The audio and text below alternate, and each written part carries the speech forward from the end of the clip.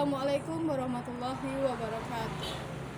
Kali ini saya akan bikin video tentang ekologi pemerintahan dan faktor-faktor administrasi negara. Kita harus tahu apa sih arti pengertian dari ekologi pemerintahan. Ekologi pemerintahan itu sendiri yaitu suatu ilmu yang mempelajari adanya hubungan normatif secara total dan juga timbal balik antara pemerintahan dengan lembaga-lembaga tinggi negara maupun antar pemerintahan lainnya. Di dalam lingkungan pemerintahan itu ada dua macam ekosistemnya, yaitu satu lingkungan fisik, yang kedua lingkungan geografis atau sosial. Satu, lingkungan fisik ini adalah lingkungan alam bersama-sama, yaitu seperti tumbuhan, hewan, manusia di dalam suatu wilayah atau negara, termasuk manusia itu sendiri sebagai salah satu faktor yang sangat mempengaruhi proses dengan lingkungannya sendiri. Lingkungan fisik ini juga dapat digolongkan dalam 3 kelompok, yaitu satu, keadaan penduduk, kedua, kondisi geografis, yang ketiga atau yang terakhir itu sumber daya alamnya. Yang kedua, ekosistem sosial atau geografis. Lingkungan geografis ini sendiri dapat mempengaruhi terhadap kehidupan fisik maupun kejiwaan dalam diri manusia itu sendiri. Oke, sekarang kita akan mengenali faktor-faktor yang ada di dalam administrasi negara. Faktor-faktor administrasi negara ini terbagi menjadi 3 menurut Menurut Sondang V, Siagian, MPA, VDI. Yang kedua menurut Profesor F. Rix, yang ketiga menurut Farrell Wedi. Oke, kita bahas satu-satu. Yang pertama, faktor administrasi negara menurut Sondang V, Siagian, MPA, VDD, yaitu terdapat 8 faktor yang mempengaruhi. Yang pertama, faktor geografis, yang kedua faktor penduduk, yang ketiga faktor kekayaan alam, yang keempat faktor ideologi, yang kelima faktor politik, 6 faktor ekonomi, yang ketujuh faktor sosial budaya, faktor 8 itu kekuasaan militer. Dimana yang satu faktor geografis. Faktor geografis ini yang mempengaruhi dalam diri manusia. Misalnya penyesuaian bentuk tubuh, cara hidup, istilahnya tuh kita adaptasi lah, penyesuaian. Yang kedua, faktor penduduk. Di mana faktor penduduk ini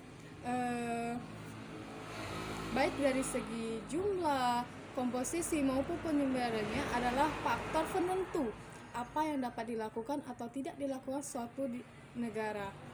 Manusia kan sebagai subjek dari hal-hal yang penting, subjek maupun objek. Pokoknya manusia itu yang paling mempengaruhi. Yang ketiga itu faktor kekayaan alam. Faktor kekayaan alam sendiri ini banyak ya. Faktor kekayaan alam tuh banyak, seperti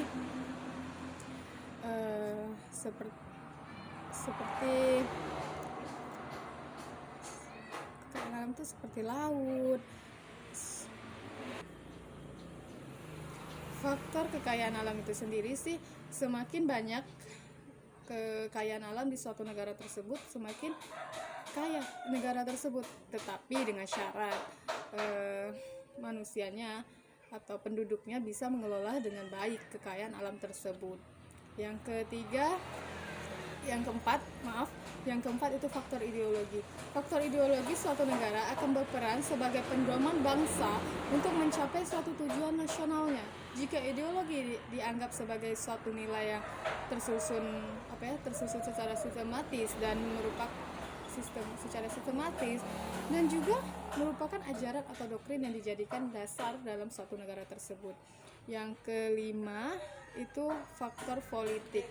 Politik sih di lingkungan administrasi meliputi di lingkungan administrasi sendiri di dianut keterkaitan antara administrasi dengan pemegang kedaulatan dan keadaan politiknya.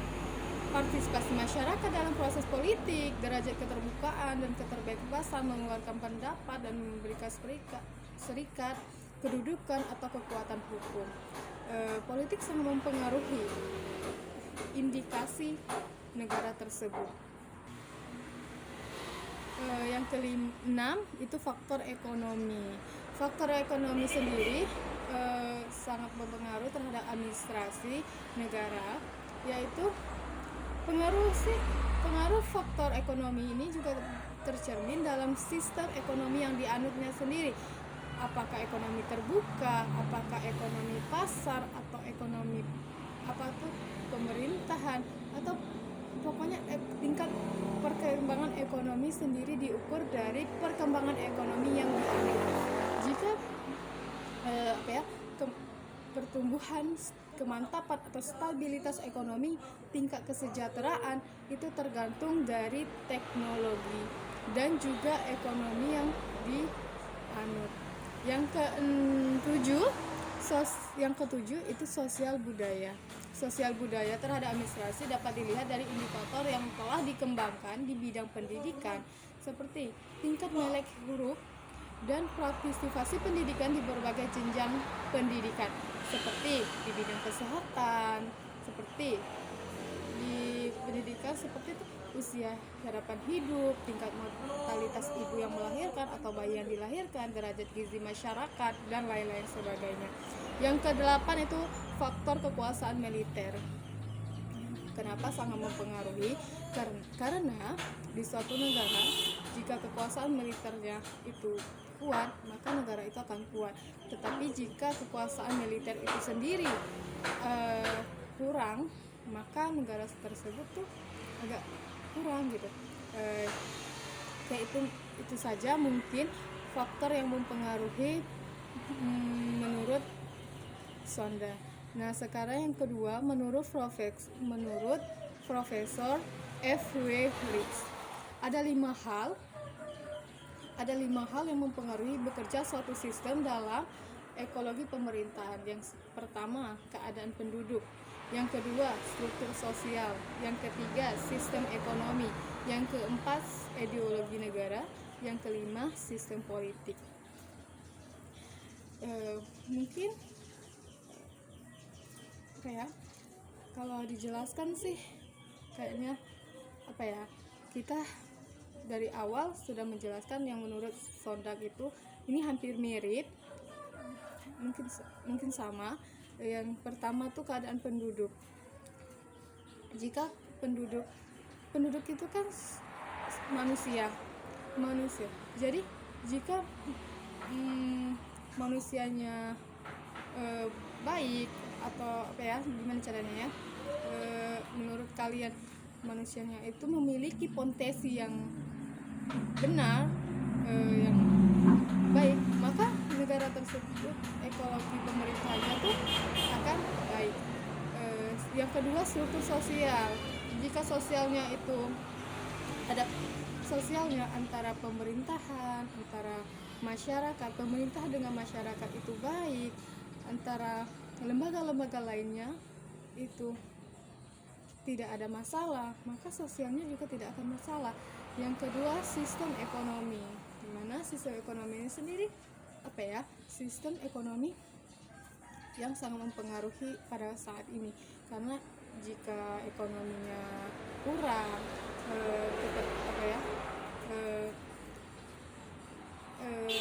kemantapan dan stabilitas ekonominya standar, maka akan menjadi masalah standar juga gitu. Yang keempat, sistem politik. Yang keempat itu adalah ideologi negara.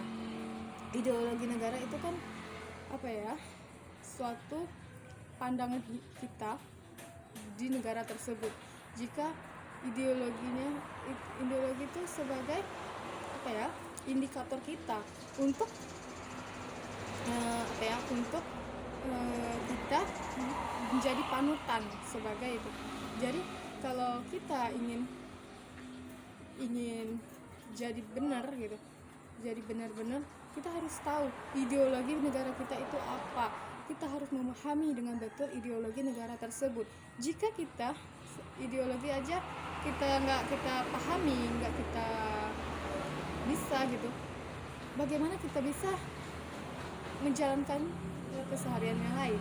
Yang kelima, sistem politik.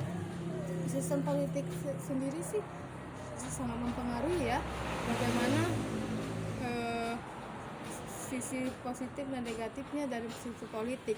Seandainya politik tersebut kita bisa mengeluarkan pendapat, kita bisa apa ya, berpartisipasi dalam masyarakat, kita berpolitik, kita berkedudukan, kita punya keadilan, kita punya kekuatan, kita punya hak yang sama di atas hukum.